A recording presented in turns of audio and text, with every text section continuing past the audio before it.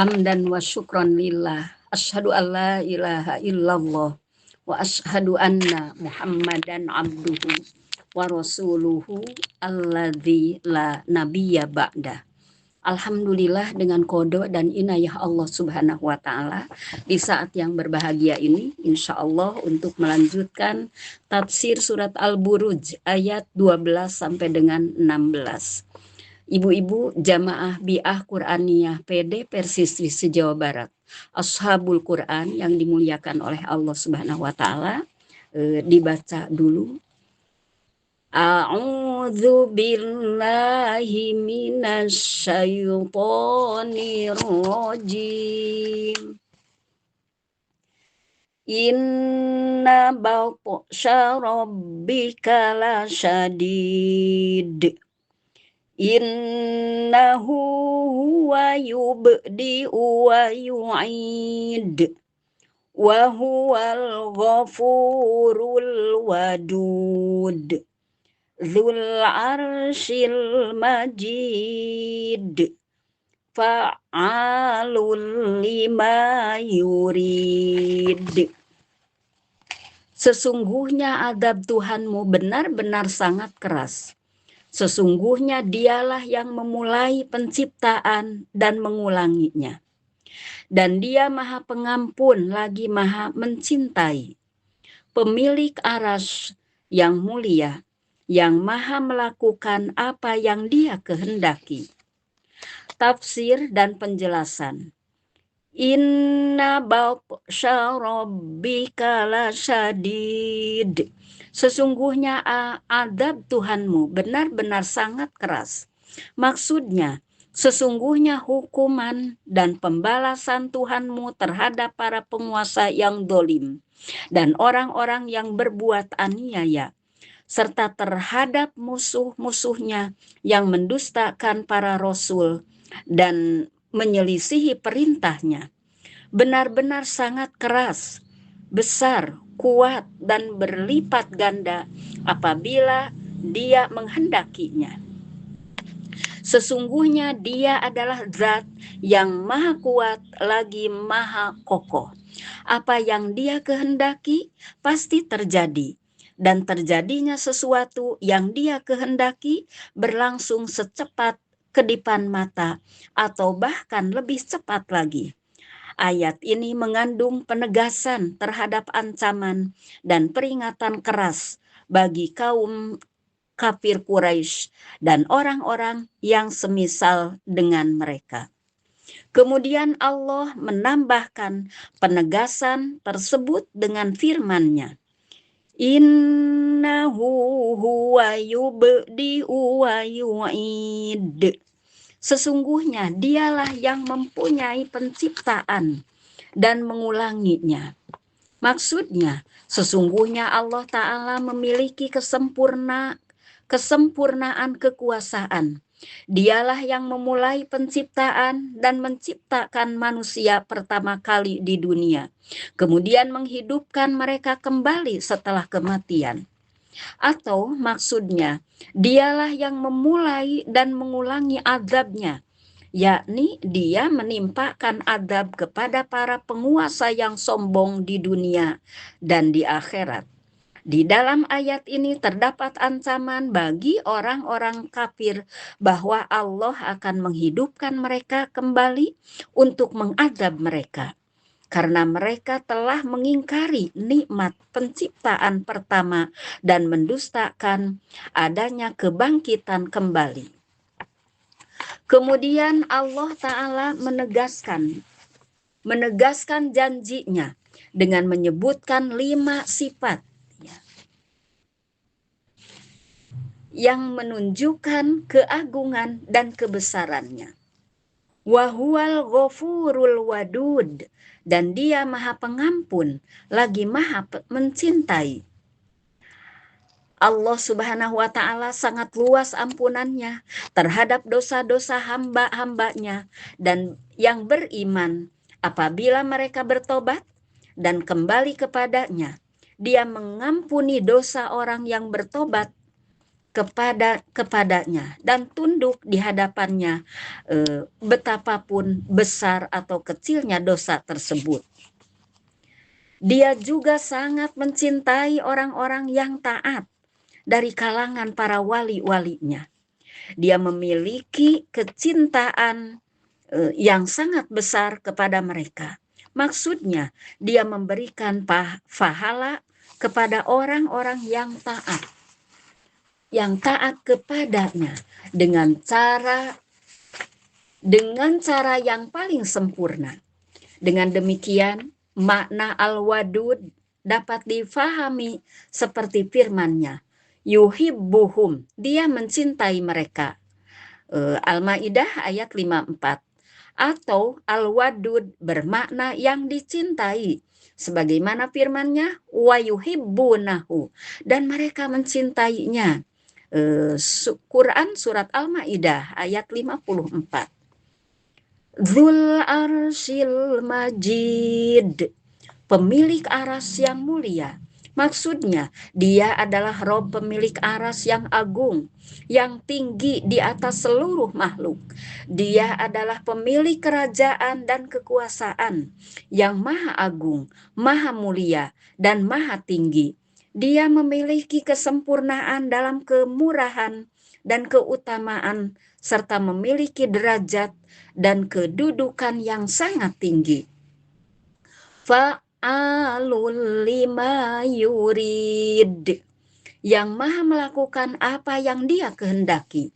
Maksudnya, dia memiliki kekuasaan mutlak untuk melakukan apa saja yang dia kehendaki.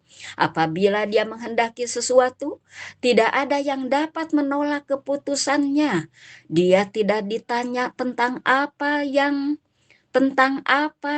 dia lakukan karena keagungan, kekuasaan, kebijaksanaan, dan keadilannya. Apabila dia menghendaki kebinasaan orang-orang dolim yang ingkar dan kemenangan bagi orang-orang beriman yang jujur, dia pasti melakukannya. Tidak ada sesuatu pun di bumi maupun di langit yang dapat melemahkannya, dan tidak ada yang dapat menghalangi kehendaknya. Fikih kehidupan atau hukum-hukum.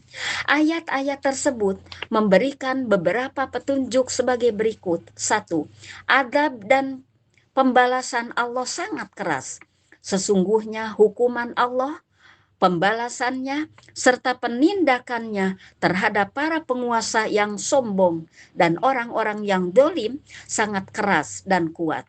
Sebagaimana firman-Nya di dalam surat Hud ayat 102. Wa kadzalika akhdhu rabbika idza akhadzal qura wa hiya dzalimatun inna akhdahu alimun syadid. Dan demikianlah adab Tuhanmu apabila dia mengadab penduduk negeri-negeri yang berbuat dolim. Sesungguhnya adabnya sangat pedih, lagi sangat keras. 2. Allah memulai penciptaan manusia dan akan menghidupkan mereka kembali. Allah Ta'ala pertama kali menciptakan manusia di dunia, kemudian dia akan menghidupkan mereka kembali pada hari kebangkitan.